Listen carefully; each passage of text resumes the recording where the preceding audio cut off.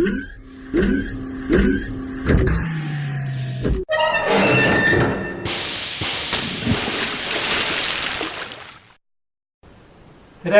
CNC4A would like to talk to you about the process we went through to develop our coolant system.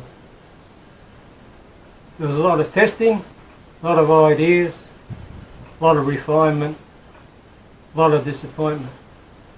So this may be a long video because there's some test results I'll show you, the process used and why I did it, how I did it, and why it's best to do it that way. So this was my friend, and you'll see him in the videos.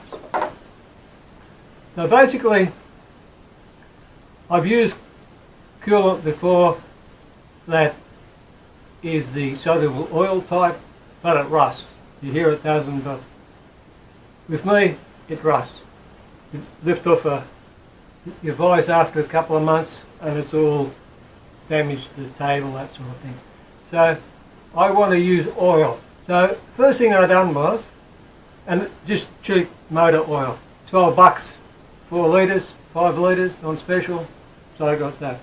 And I plan to machine more aluminium, and if you machine aluminium, or for you American guys, aluminum, you use kerosene, kero, which is also called some other different names, paraffin oil or something, I think some people call it. So if you use pure kero on aluminium, it works great. If you use pure kero on steel, it doesn't work so great. You use pure oil on steel, works great. Doesn't work that great on aluminium. It does work, but so you have to have a compromise. So the first thing I done was, right, I got one container of oil. I timed it. I poured it out over the corner there, a 5 litre container, and timed how long it took to get here. And you may say, why? Why would you do that? Well, in the previous video, the Not So Cool-Ant, I mentioned about the 12 litres per minute on the pump I decided not to use. So let's just say that it was 4 litres I poured, and it's 12 litres per minute, so that's 3 bottles per minute. It can pump up. Now, if it takes 1 minute to come back, that means in 1 minute I've pumped 3 bottles out, but only one's returned into the tank. Oh, has only reached up to here, hasn't even returned into the tank. So that means I'm emptying the tank 3 times faster than what I'm filling it. And that's only to get to here. So if I've got a 20 litre tank, you'll soon see that I've run out of coolant in 2 minutes. So that's not a good idea. So I then done tests, mixed up kero oil, pour it out, mix it up. I got the viscosity by just using a big syringe, timed water as the base, and the results from the spreadsheet will appear on the screen.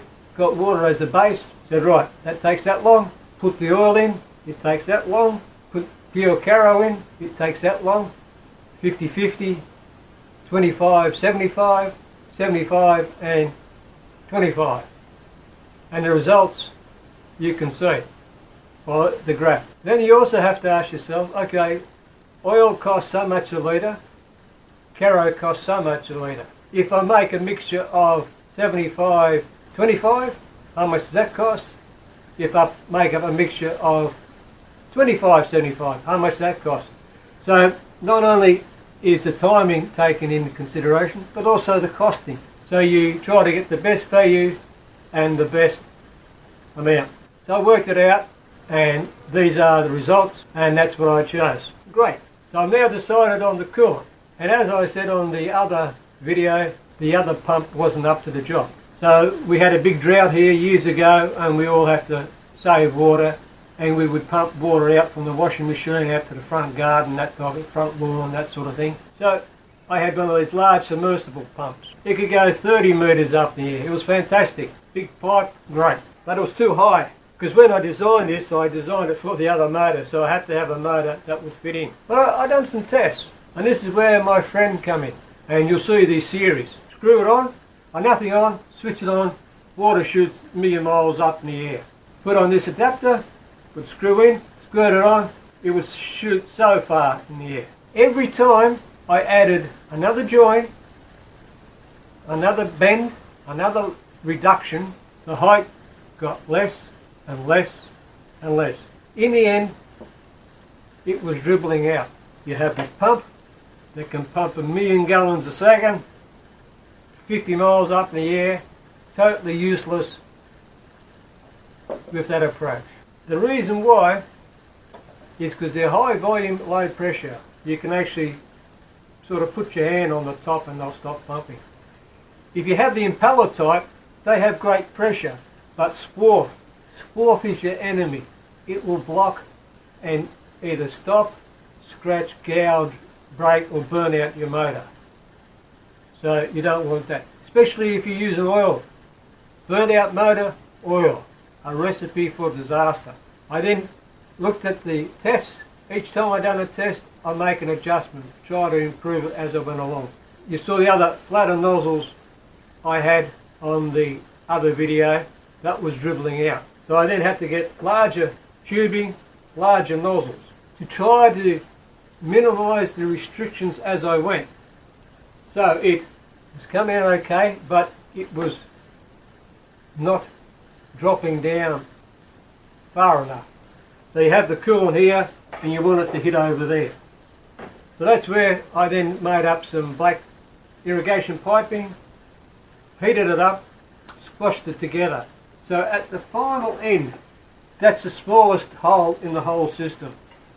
So when that happens, I then done these tests and I gradually increased this whole slit, just cutting with a razor blade bit by bit until I had the distance to go from here to there with enough volume.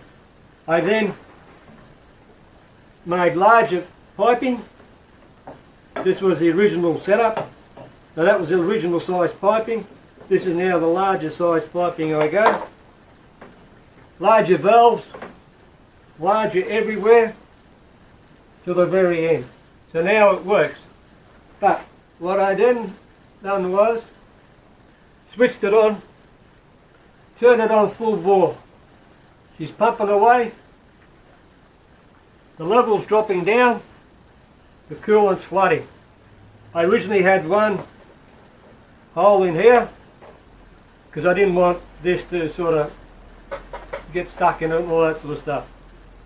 So the flow rate back to the tank was terrible. Flat out, it pumped beautifully, but it would run out fairly quickly. So hence, I've added these extra holes now, drain tube all the way across through the same system I had before. I now have adjusted this, so as it's flowing, it will drop down to a certain level as it's filled up the system. Then I try to keep that level like that. So when it's pumping, the level stays like that. If it starts to drop, I'm pumping out too much. If it's starting to fill up, then I'm not pumping out to maximum. So that's what you try to do. Try to get your level. I then had to find a submersible pump that will actually fit in this position. The other ones are higher and they will protrude. I managed to find the only pump that will fit in, and it is submerged in the tank underneath. But I haven't got a cage around it because it wasn't suitable to do it with that type. So filtration is more important. It's a large bypass, so the filtration will to get it. Other thing too, with the coolant setup. You see people put it on the head and it moves up and down. A couple of problems with that. One is your hoses will move up and down, so you have to have give in your hoses and make sure they're flexible enough and all that sort of stuff. You can buy this type of hosing, that's fine. But then the next thing is that you're drilling a hole. They have the tool sitting here and they have the coolant squirting on the tool. That's fine. And just say you've got a 3-inch block and drilling through the 3-inch block. As the drill is touching it, the coolant is on the top of the block. As you go deeper, the coolant's hitting the side of the block. It's not until the tool retracts as it gets in the coolant. This particular style squirts it at the position that you want it to be when it's cutting. Understand? The position you want it when it's cutting. So as it moves around, it's always, I've got it lined up to the center line of the tool. So depending on how high the job is, squirts to that position, and the job can move backwards and forwards. The drill can go up and down, but it's always getting a flow of coolant.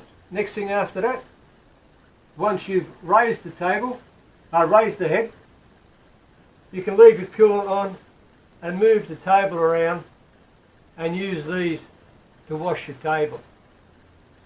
Pointing your coolant at the end of your tool, you can't move that around, and when it's up here the coolant's squirting straight against your table, your door, the floor. So this is a lot neater, smarter way to do it. This process is a lot easier. I've got coolant running it. Also got a wash down, an extra one. Also if I need extra coolant, if I'm doing turning, that sort of thing on it, it's there as well. Quite easy to do. So that's the CNC method on coolant. I strongly recommend it. These ideas will save you time, money, and a mess on your floor and your shop, and rusty equipment. So if you enjoyed this video, subscribe and tell your friends. If you haven't, tell me. And as always, there'll be a QR code at the end that will list the equipment and videos and all that I've mentioned. So until then, thanks for watching.